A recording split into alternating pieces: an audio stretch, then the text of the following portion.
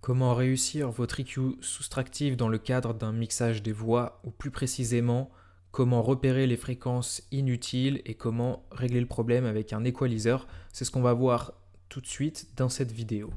Le but, c'est que vous compreniez vraiment comment repérer les fréquences qui sont problématiques pour votre voix et comment les corriger rapidement.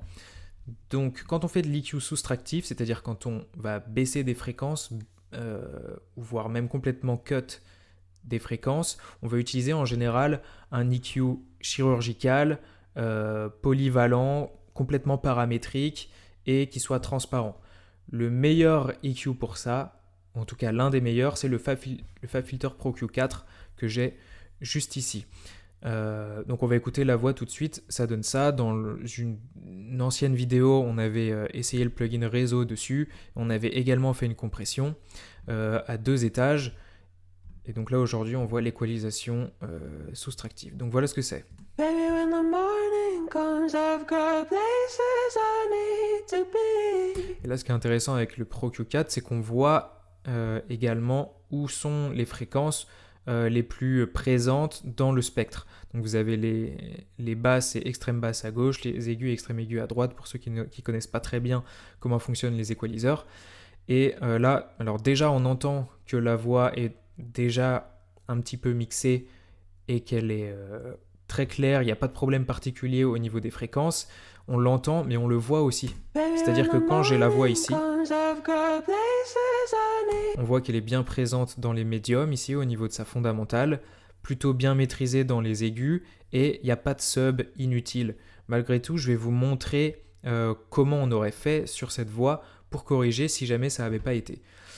La première chose qui est intéressante de faire dans le cadre d'un EQ soustractif de voix, c'est de virer les subs inutiles. Les subs, c'est toutes les fréquences extrêmes basses qui vont être sous les 60 Hz. Donc les subs, en général sur une voix, c'est inutile. Donc on les vire, et vous pouvez même virer des basses qui sont un petit peu plus haut que 60 Hz. En fait, le but, c'est de repérer les fréquences fondamentales, la zone où se situent les fréquences fondamentales de la voix, qui constituent vraiment le corps de la voix, et de cutter les basses qui sont juste en dessous. Donc là, voilà comment je ferais. Baby, when the morning comes, I've got places I need to be.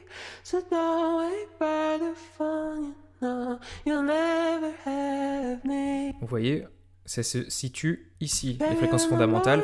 C'est là, vous avez le pic de volume le plus élevé, c'est au niveau de ces fréquences-là.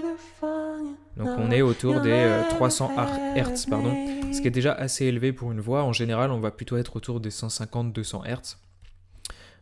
Et donc déjà, ce qu'on peut faire, c'est couper ce qui est en dessous.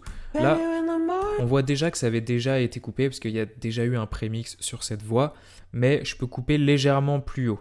Et je vais utiliser donc un high pass filter, ou low cut, ici, avec une pente douce, 12 dB par octave, ça suffit. Après, tout dépend du style, tout dépend du contexte. Parfois, il faut mettre une pente un petit peu plus agressive comme ça pour couper de manière plus sèche les basses. Moi, je vais rester sur quelque chose d'assez naturel ici. J'ai pas envie de trop dénaturer la voix, donc je laisse ça comme ça. Et là, j'ai plus de sub ni de basse inutile, en théorie. Ensuite, la deuxième zone qui est souvent problématique pour les voix, c'est la zone, on appelle ça, c'est là où se situe tout ce qui est muddy. Le muddiness, c'est cette sensation où on a l'impression que le son est boueux, d'accord ? Donc souvent ça se situe dans les bas médiums autour des 300 Hz. Et cette zone est problématique parce que quand un instrument ou une voix, une source audio sonne seule, on n'entend pas forcément. Mais par contre, quand ça va se superposer à toutes vos autres pistes d'instruments et de voix, c'est là où vous allez avoir une accumulation souvent dans cette zone qui est par là. Et vous allez avoir un effet boueux, un effet masque, et votre mix va globalement manquer d'air, de respiration, de clarté. Et ça va vraiment être très très désagréable. Et ça va aussi engendrer un manque de puissance évident sur la globalité de votre mix. Et donc ça se situe en général autour de 300 Hz par là. Donc là, c'est pas forcément une bonne idée de couper, parce que c'est là où se situent les fréquences fondamentales de la voix. Donc si jamais je cut, Vous voyez, on perd tout le corps de la voix. Et là, la prise est bonne, donc j'ai pas l'impression qu'il y ait vraiment besoin de couper. Ce qui peut être intéressant de faire, c'est si vous avez un problème ponctuel à ce niveau-là, c'est pas de baisser de cette manière, mais c'est plutôt d'utiliser une belle dynamique. C'est-à-dire qu'il va réagir seulement quand le niveau va être trop élevé. Donc éventuellement, je peux faire ça de manière assez douce. Voilà, là j'ai à peu près 2 dB de réduction au maximum, ce qui est largement suffisant. Donc en général, c'est cette deuxième zone qui est assez problématique sur les voix. Encore une fois, sur cet exemple-là, c'est pas problématique. La plupart du temps, ça l'est. Ensuite, la troisième zone qui est souvent un petit peu délicate à gérer quand il s'agit d'équaliser une voix, c'est la zone autour des 1000 Hz. Quand c'est trop élevé à ce niveau-là, vous avez l'impression que la voix parle du nez comme ça. Je ne sais pas si je le fais très bien, mais peu importe. Et c'est très très désagréable et ça perd en clarté, ça perd en air. Et souvent, quand on connaît pas très bien, quand on sait pas très bien faire une équalisation soustractive, on a tendance juste à aller booster les aigus, sauf qu'en fait, ça règle absolument pas le problème. Vous en rajoutez un si vous boostez les aigus, mais que vous gérez pas cette partie-là. Vous allez voir que si je booste, là vous comprenez ce que je veux dire.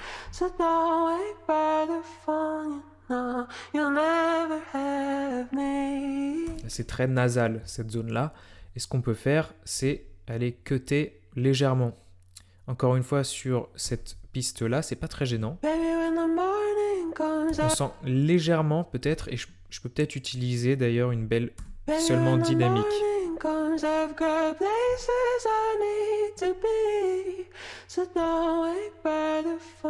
Et on entend déjà une différence puisque quand j'active la belle, ça sonne un petit peu moins nasal.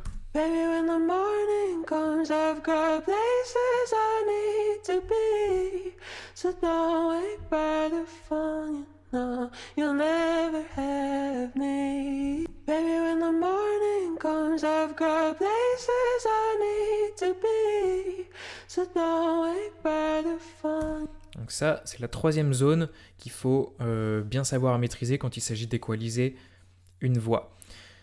Une autre zone qui peut être intéressante de checker, c'est la partie autour des 3000 à 7000 Hz à peu près. Là, c'est toute la partie harshness. C'est la partie des hauts médiums. On est quasiment dans les aigus à ce niveau-là. Où quand il y a trop de présence dans cette partie-là, c'est trop agressif pour les oreilles. Et en général, ça se situe dans cette zone, grosso modo autour des 5-6 kHz. Et là, en l'occurrence, j'ai l'impression que c'est pas trop gênant.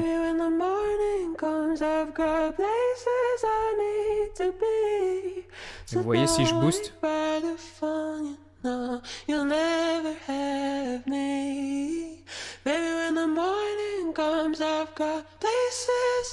c'est ici que c'est trop agressif pour les oreilles.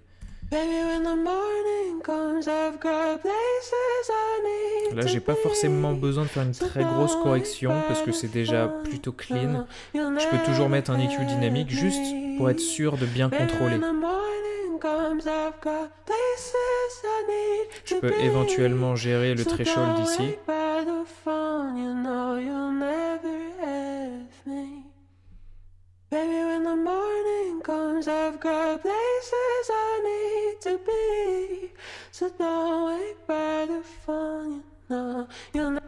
Et enfin, la dernière zone qui est intéressante de checker quand on fait son EQ soustractif sur les voix, c'est là où se situent les sifflantes. Donc tous les T, je ne sais pas comment le faire, les ch, ça va être vraiment dans cette zone-là. Et en général, c'est autour des 6-8 kHz, parfois un petit peu plus. Ça dépend de la voix, si c'est une femme, si c'est un homme, de la prise, des traitements qu'il y a eu avant. Et ça, il y a deux manières de le corriger. Enfin, il y en a même plus que deux d'ailleurs. Moi, ce que j'aime bien faire, c'est d'abord contrôler avec un EQ dynamique et ensuite d'utiliser un DSR. Comme ça, j'ai d'abord un premier contrôle et ensuite j'affine ce contrôle avec un DSR, ce qui fait que j'ai des sifflantes qui sont complètement maîtrisées, contrôlées. Et donc là, on va essayer de voir avec le visualizer juste ici où se trouvent les sifflantes. Baby, when the morning comes, I've got places I need to be. So don't wait by the phone, you know you'll never have me. Donc j'ai remarqué que quand il y a un S ou un T qui est prononcé, en général, ça monte dans cette zone-là. Vous voyez, autour de 7 kHz. Baby, when the morning comes, I've got places I need to be. Vous voyez, on est vraiment ici. Donc là, ça peut être intéressant, je vais enlever celui-ci, de mettre simplement un EQ dynamique. Alors parfois, c'est tellement chargé et tellement désagréable, inconfortable, qu'on va carrément cutter avec une belle. Là, en l'occurrence, j'ai pas besoin. Baby, when the morning comes, I've got places I need to be. So don't wait by the phone, you know you'll never have me. Donc là, je vais aller chercher le seuil qu'il faut mettre pour que ça se baisse uniquement quand il y a un S ou un T. Baby, when the morning comes, I've got places I need to be. So don't wait by the phone, you know you'll never have me. Là, en l'occurrence, elles sont déjà pas mal maîtrisées. Je pense que la prise sur cette voix était très très bonne. Il y a peut-être donc justement déjà eu un prémix là-dessus, ce qui fait qu'il n'y a pas grand-chose à corriger. Mais en tout cas, voilà ce qu'on peut faire pour gérer les sifflantes. Ensuite, ce que vous allez faire, ce qui est intéressant pour votre gain staging, là vous imaginez bien qu'on a fait quelques corrections. Ça veut dire quoi? Ça veut dire qu'on a perdu du niveau, puisqu'on a retiré du signal sur les voix. Ce qu'on va faire, c'est que sur le FabFilter Pro Q4, on va aller activer cette petite fonction ici, le A qui est l'auto-gain. Ce qui veut dire que ça va remonter légèrement le gain par rapport à ce qu'on a perdu en entrée. Et là, votre gain staging est fait. Ce qui veut dire que le signal, ou plutôt le niveau du signal qui entre, est exactement le même que celui qui sort. Baby, when the morning comes, I've got places I need to be. So don't wait by the phone. Donc là, c'est assez subtil, vu que la voix était déjà très clean, mais on sent que c'est très légèrement mieux nettoyé. Comes, I've got places I need to be. So don't wait by the phone, you know you'll never have me. Donc voilà comment faire votre EQ soustractif sur une voix. Sur un fichier complètement brut qui n'a pas du tout été mixé, on aurait entendu beaucoup plus la différence. Peut-être que je referai une vidéo, mais en tout cas, ici, vous avez les 4-5 zones principales. Je répète, les subs et les basses qui sont inutiles, la partie muddy autour des 300 Hz, toute la partie nasale autour des 1000 Hz. Parfois, c'est possible que ce soit un peu trop chargé dans les hauts médiums, et donc ça, c'est la partie harshness qu'il faut baisser, en général autour de 5000 kHz. Et enfin, les sifflantes.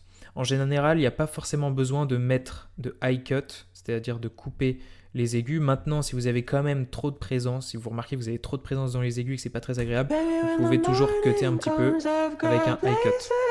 Voilà pour cette vidéo. Et je vous ai mis en description un lien vers un guide complètement gratuit que j'ai fait pour que vous ayez une base très solide et professionnelle de vocal chain. C'est-à-dire que vous avez un ordre de plugins. Vous n'êtes pas obligé de respecter l'ordre à la lettre. Vous pouvez inverser des plugins. Parfois, il y en a certains aussi qu'on n'a pas forcément besoin d'utiliser parce que la voix sonne déjà bien comme elle est. Mais vous avez un enchaînement de plugins que je vous détaille donc, dans ce guide. Vous pouvez aller chercher, le lien est juste dans la description.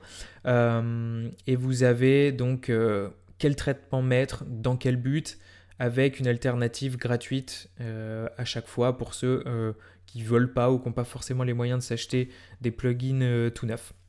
Donc je vous mets ça en description, allez le checker tout de suite et appliquez ça dans votre prochaine session de mix. Tout comme cet EQ soustractif, vous pouvez vous entraîner à le faire dès maintenant. Et je vous dis à la prochaine.